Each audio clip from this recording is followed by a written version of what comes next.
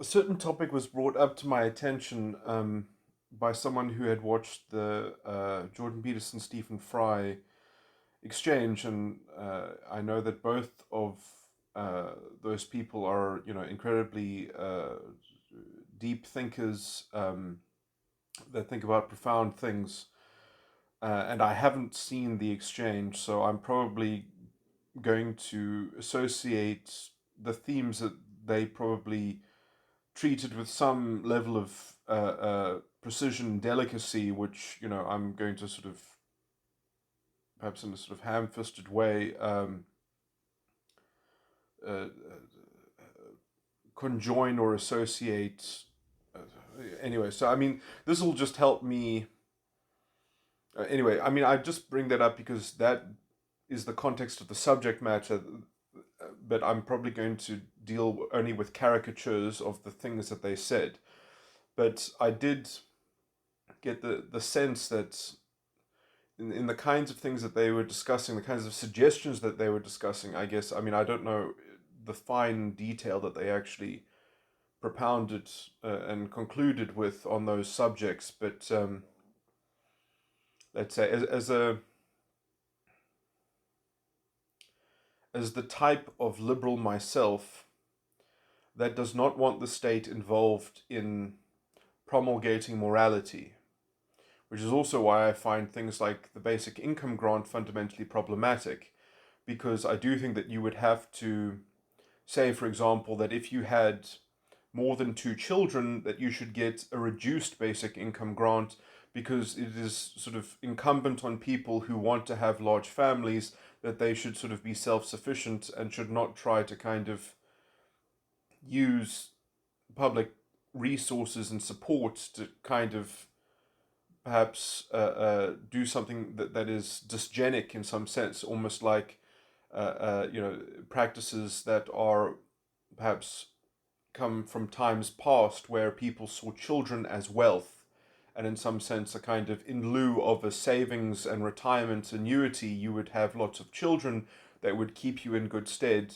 And essentially, especially with, let's say, modern uh, how modern economies function, and how modern economics just sort of works, children are actually a huge investment. And if you're going to have many children, and you live in a developmental state with progressive taxes and things like that, you're basically saying that the state should raise your children and tool them so that they could be a good savings plan for you in lieu of actually making provision for your own retirement or something like that, which is not only destructive to children being used in that way and not being, let's say, the rightful recipient of their parents' care and attention, and in some sense concentration of investment. Children, I think, do have some kind of almost a basic right to expect sort of focus and investment from their parents, um, which is essentially being diluted by this tactic or the strategy, which is not only destructive to the children within the family, in the context of the family, but it's destructive to wider society, which is essentially being taxed for this particular way of gaming a system, which is something like a progressive liberal democracy, which is trying to raise standards across the board and is trying to ameliorate disadvantage when people essentially are using that general context in order to game the system perversely. Um, so yeah, that's one of the difficulties around basic income grant, is that the state will end up seemingly getting into the morality of culture, which should, because especially in a democracy, the people should not be dictated to by the government, but should be the servants of the government, and should be responsible in, and perhaps the public protector should care about the rights of generations yet not born, in terms of taking on, an excessive tax burden that is built on essentially the borrowing of the present that somebody else is going to have to pay for in the future and things like that. the constitutional rights of future generations, which, like aren't being uh, um, protected when you have essentially a government who is very irresponsible, and if you look at the levels of indebtedness versus the actual state of progress and development, you can see that these things are not commensurate. But anyway, so I mean, I do think that the role in a society of having a monarch or a sovereign or some kind of symbolic leader or something like that embodies the prestige of the entire political community or something like that. I would say Britain is very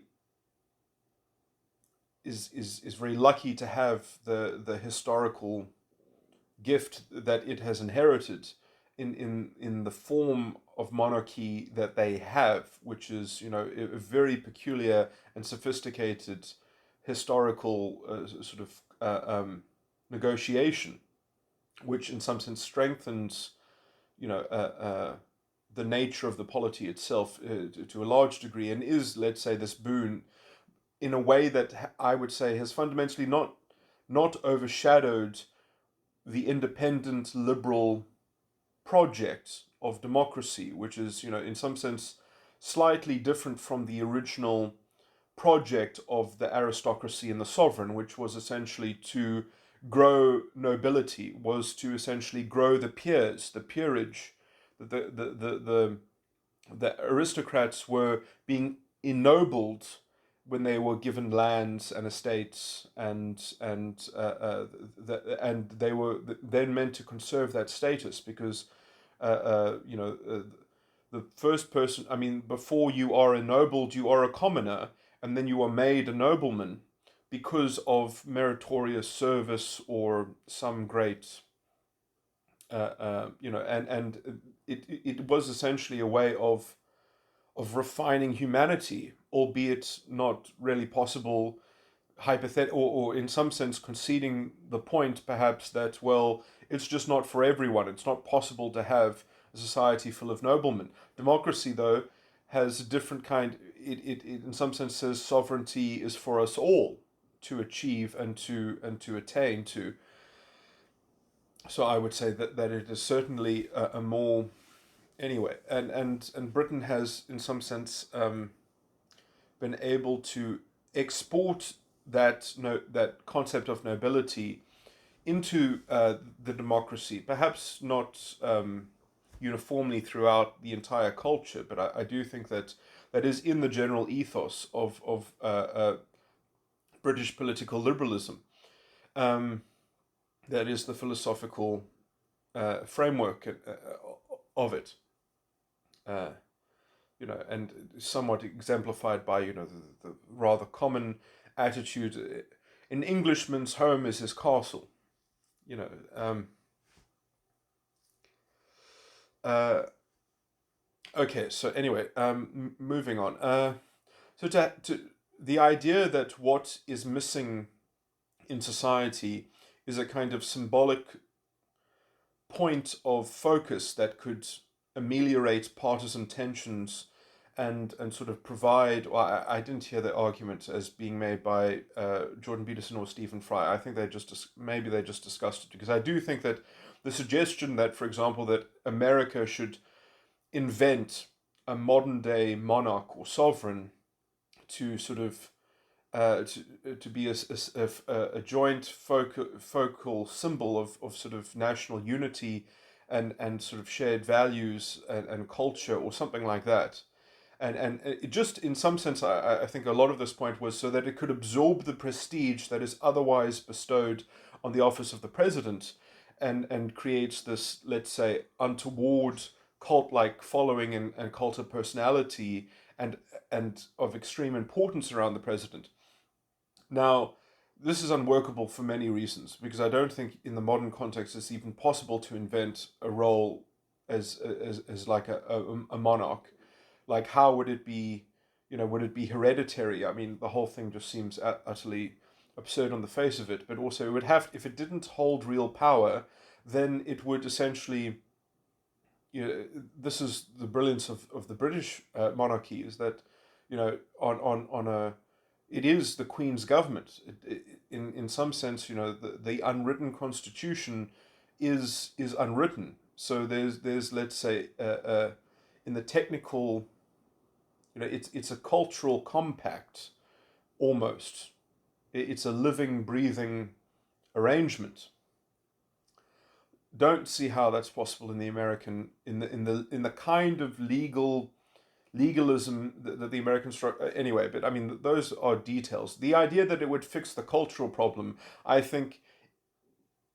Now this is where I have the biggest vehement disagreement. Not because it wouldn't work, but because it would work, and I don't want this to be the kind of solution that it is. Uh, This is finding the solution of 200 years ago and using it to fix the present time problem. And I think that it is to forego a huge opportunity, and in some sense, of civilization being upgraded, or of culture being uh, uh, solving this ongoing conundrum. Because I mean, in some sense, you could say, well, the kind of problem that we have, especially on the left, is not because we don't have a lack of a symbolic figurehead that can unify the country.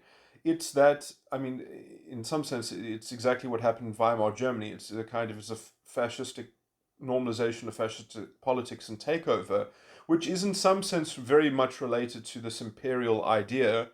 I mean, fascism is a kind of neo-imperialism, just as the identitarians on the left are actually engaged in a formula of politics, which is essentially also a form of imperialism, but obviously within their state, because they don't see it as operating from the national level. They see it as operating from the identitarian group level, on the kind of tribal level, that there needs to be a brokered peace and mediation between groups.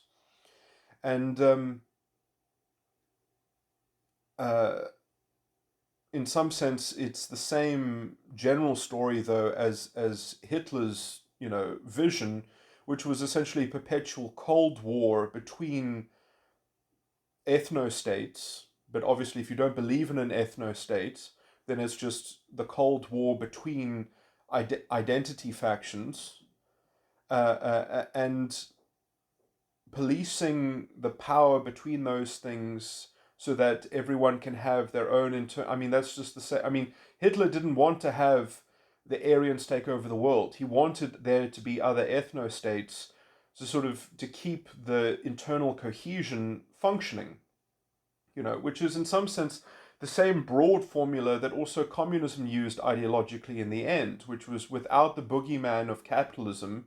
I mean, in some sense, the conspiracy theory that the Nazis used, that the Jewish conspiracy had infiltrated the psychology of the Aryan people, was the same thing as the class consciousness that was taught in Soviet, sort of propaganda, and the economic studies, which were, a very kind of esoteric sort of social psychology type thing, in terms of how they went into class consciousness. It's quite the same mechanism. It's a kind of it's an imperial program. It's a kind of imperial worldview with just different ways of constructing the categories of the factions engaged in, and in some sense it actually hopes to make it a Cold War, because then it can just stay forever and it can be used as the excuse to continue the system, which is essentially a neo-imperial system, just with different window dressing, with different ideologically things around it.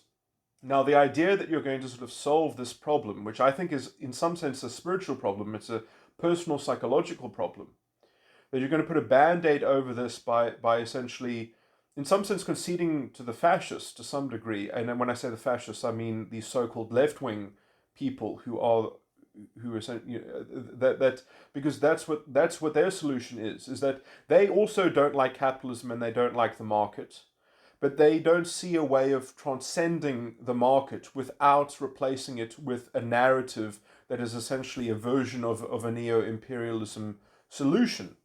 because they don't actually, they're not willing to take responsibility for the state of individual psychology. They're not willing, they have transported it into a social psychology kind of a conundrum to be solved.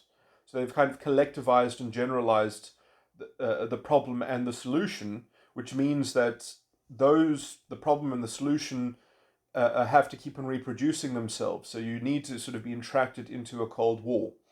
Now, I mean, this is in some sense, low key what sports teams, I think, do for people. Like, oh, this is my team against your team. It's like a friendly contest. I don't want to say that there's nothing like, I mean, it's not necessarily fundamentally evil to have that kind of thing, because in some sense it gives you it brings you in remembrance of certain things that, oh, it's actually, it means something to be physically active and able and capable. And it gives you an avenue of activity to um, it gives you a category in your head that maybe, entrenches a value. That means that there are lots of different values that can be pursued by lots of different people that each have their own interests and passion in life or whatever. So it keeps some level of variety. So in some sense, when it's a game, when it's consciously a game, it's fine. But when it becomes, let's say, the core programming of your morality or something like that, when it owns you, when your membership to this organization is not a voluntary election, but it is something that you inherit, or it's bestowed upon you by the overall, the kind of the magic of the system of this is how the world is run. That you're just automatically dominated by it. It essentially then is. I mean, I don't see how you can't describe that as a slave morality, which is why I find it utterly contemptible that these so-called left-wing people that talk about liberation are very obviously fascists, just disguised with social justice as their shield, or something like that. Just appropriating labels, just as Hitler appropriated all the positive labels in his time. Whatever was popular, whatever could be sort of reinterpreted as being consonant, he just appropriated. Um,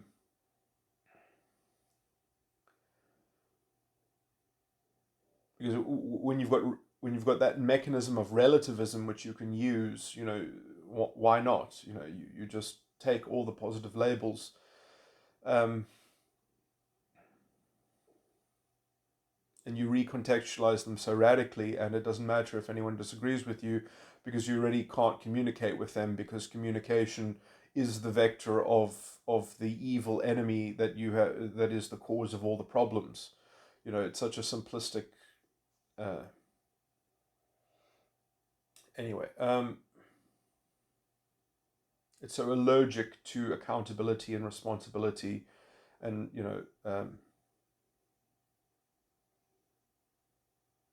suspending uh, their own disbelief to have the curiosity to explore, what their